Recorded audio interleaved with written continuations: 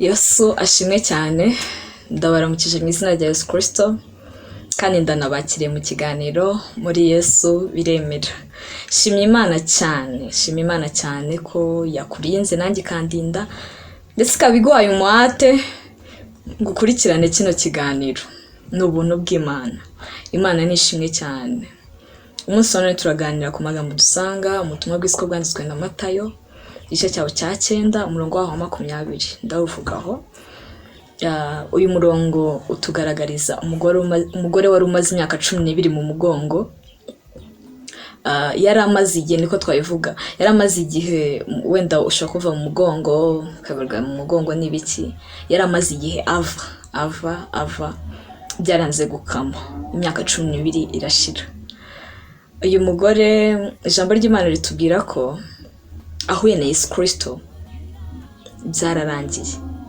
Ahuye na Yesu Kristo byararangiye, ntabwo yakomeje kuva. Byagenze gute ngo birangire? Ntabwo Yesu yamubwiye ngo mugore bihagarare kuva. Ntabwo ari uko byagenze. Ahubwo uyu mugore yagize umuhate wo kwegera Yesu. Yagize umuhate, arabyigana, akora kuri Yesu Kristo. Hanyuma ikibazo yari afite kirakemuka. Nkuko ijambo ry'Imana ritubwira, yari amaze imyaka 12, ntabwo ari umwaka umwe. Niyo mpamvu aha hantu matinze, imyaka 12 si myinshi, ni myinshi cyane. Ariko wowe ibintu ushaka bimaze igihe gito ubisubirambirwa. Ndavuga ngo muri Yesu Kristo biremera, ariko kandi nutarambirwa. Hari abantu bamaze kurambirwa. Hari abantu bamaze kurambirwa, barabona ibintu bidakunda. Ndikubwira ngo wirambirwa. Uyu mugore ndamukunda cyane. Mu bantu nkunda bo muri Bibiliya nawe arimo. Umva impamvu mukunda. Yakoze uko ashoboye kose kugira ngo abone igisubizo cy'ikibazo yari afite. Ikindi mukundira, ntiyarambiwe. Yakomeje yizeye ko uko biri kose igisubizo kirahari ku kibazo afite. Benshi muri twe twamaze kwakira ko ikibazo dufite kitakemuka. Nicyo kibazo tugira. Kandi nta kibazo kibaho kidafite igisubizo cyacyo. Imana nishimwe cyane. Muri Yesu biremera nicyo kiganiro. Ariko mbere yuko dukomeza ndagira nkubwire ngo ibyo ngibyo ugerageza igihe kirekire byanga, iki gihe si cyo gucika intege. Iki gihe si cyo gucika intege. Iki nicyo gihe cyo kongera gushora. Iki nicyo gihe cyo kongera kwiga cyane. Iki nicyo gihe cyo kongera gukora iyo bwabaga ngo urebe ko wabona igisubizo kuri icyo kibazo wibaza. Ntucike intege. Ntucike intege. Muri Yesu Kristo biremera. Ibyari byarananiye abandi bantu bose, uyu mugore ahuye na Yesu byarakunze. Ariko yabigizemo ubushake. Yabigizemo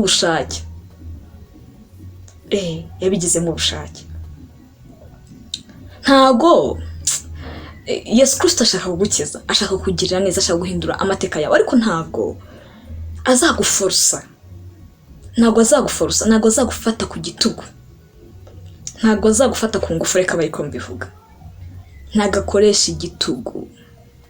Arakubwira ngo ndahanteza amaboko, ndashaka kugukiza, ndashaka kukuruhura, ndashaka guhindura amateka yawe.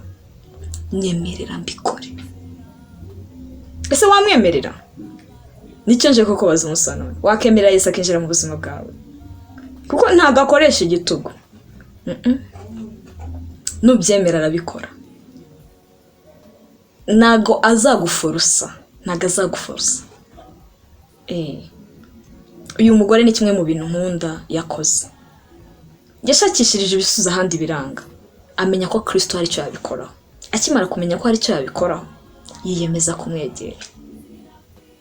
Aramukurikirana mpaka akora ku mwenda we. Imana ishimwe cyane. Kandi yarakize. Imana ikugirire neza, ariko nturambirwe. Ikibazo ufite umuti wacyo urahari. Nta handi ubonekera, ni muri Yesu Kristo. Imana ishimwe cyane. Noneho nkubwira ngo wirambirwa. Nibyo muri Yesu biremera, ariko kandi nutarambirwa. Nibyo muri Yesu biremera, ariko kandi nushiramo imbaraga zawe zose. Hari ibintu twihangishijweho ngo ibintu byose biraho birizana. Noneho hari ukuntu dufata ubuntu bwa Yesu tukabwitiranya, tukabufata uko butari. Yesu yaduhaye agakiza ku buntu, adukiza ku buntu. Ni ukuri, ni ubuntu pe. Ntago mbihakanye, ni ubuntu, ntacyo twatanze, ni kubw'ubuntu. Tuzarinda dupfa nta nicyo twatanga kugira ngo tubone ako gakiza. Ni ubuntu bwonyine. Ariko se bishatse kuvuga ngo tuba abanebwe? Ntabwo bishatse kuvuga ngo tuba abanebwe.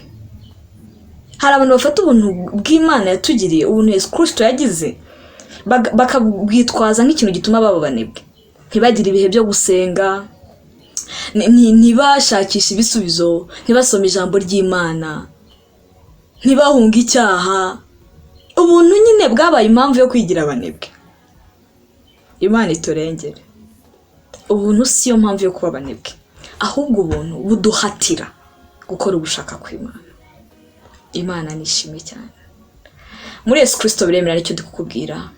Ibyawe ntabwo byarangiye, biracyashoboka. Ariko haguruka, byumve mu mutwe wawe, ubyemere ko bigishoboka. Utarabyemera nta kintu gikomeye nk'ibitekerezo bihindutse. Utarabyemera ko hari ikigishoboka ku buzima bwawe, ko hari ikigishoboka ngo ibyo bibazo uhura nabyo bihinduke, ntago byanakunda, ntibyanahinduka. Bitangirana nawe. Imana nishimwe cyane. Muri Yesu Kristo biremera. Hanyuma rero muri ibi bihe turi mu bihe byo gusubira ku mashuri. Abana bari kwitegura kujya ku mashuri. Turi mu bihe by'itangira ry'amashuri. Ndabizi ushobora kuba warabuze minervare, cyangwa se ufite n'ibibazo bindi byatuma utishimira kujya kwiga. Wenda waba warabuze minervare, cyangwa se ubona nta bikoresho bizava. Kimwe nuko iwanyu mu muryango haba harimo ibibazo bituma wumva kwiga n'ubundi ushatse wabireka, cyangwa se wararwaye cyane, uhorana indwara zituma wumva udakunda kwiga, wumva udashaka kwiga. Ndi kuvugana n'umunyeshuri, niba harimo nkurikiye, ntimuragenda, harimo abankurikiye ndabizi. Ndi kukubwira ngo muri Yesu birashoboka. Mwikoreze iyo mitwaro yawe. Kubura minervare, kubura amafaranga y'ishuri ni umutwaro wo mwikoreza. Hari icyo wawukoraho. Kuba wiga ntibigemo ntutsinde kandi nta kutagize, ni umutwaro w'umwikoreze. Hari icyo wabikoraho. Ni utanga ubwenge, umusabe azaguhereza ubwenge ujye utsinda. Ikindi ni utanga amahoro mu miryango. Ahari wanyu haba hari amakimbirane atuma wumva udakomeza amashuri. Mwikoreze n'uwo mutwaro nawe arawushoboye. Ikindi umubyeyi ushobora kuba waburiye umwana ibikoresho bigomba kugira ngo ajye ku ishuri, ntiwihebe. Iyo mitwaro yawe yizane, Yesu wacu ntakimunanira. Bizane kwa Yesu ntakimunanira. Zana iyo mitwaro yawe, zana ako gahinda kawe, zana uwo mubabaro wawe kwa Yesu. Yesu nta kintu kimunanira. Hari waba ufite uburwayi cyangwa ugira uburwayi budasobanutse, bigeze ku ishuri, bizanire Kristo ari cyo wabikoraho. Hari stories zigera muri ebyiri ngiye kubabwira zanjye. Naburaga minervare. Nkijya muri segonderi nishyuye umwaka wa mbere nawize nishyura byoroshye, kuko nari mfite umuntu unyishyurira biyemeje kunsponsoringa, ariko yaje guhura n'ibibazo bituma adakomeza kunyishyurira. Indi myaka birakomera, ariko nabonye Imana yitamurura mbasha kwiga. Icyo ni kimwe. Minervare yari yarabuze, ariko najyaga kwiga. Najyaga kwiga. Nahuye n'uburwayi bukomeye, najyaga ndwara ibintu nkabirwaye, se ni ibyahe biturutse ndwaye nte, ariko nabyo byaciyeho. Nabiciyemo ariko narize. Wicika intege, izera Imana kandi ugenda ukora iyo bwabaga. Ukora iyo bwabaga. Nje niyo situation yanjye. Nize mpura n'uburwayi, ibaze kubuhura n'uburwayi kandi na school fees ubwayo igoye kuyibona. Urumva ntari ndemerewe cyane, ako nabonye Imana ibikora. Nigeze kuganira n'umwana igihe kimwe, arambye ngo gutekereza kuva mu ishuri, kuko ageze mu ishuri ntabona neza ku kibaho. Ndamubwira story yanjye nanjye uburyo byangoye, yiyemeza gukomeza kwiga. Nawe ahari wabugeze ntaho ngaho, ndikubwira ngo komeza ujye kwiga, uzatsinda. Mumbabare nibaze ku banyeshuri cyane nuko ariyo periode turimo, ariko hari nawe situation yawe yabitandukanye niyo ngiyo utari umunyeshuri. turi no guhangana n'ibyo kujya kwiga, ariko hari ibindi nawe ufite bikuremereye. Don't give up, wicika intege. Yesu arabishoboye, ariko ntaza kugufata ku ngufu, ntakoresha igitugu.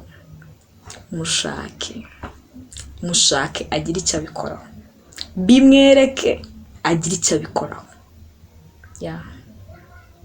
Muri Yesu biremera.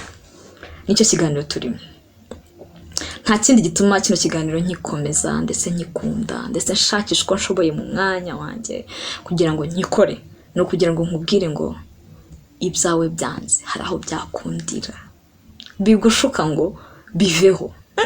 Bivaho, biracyashoboka. Hari ubishoboye kandi nagagira inyuro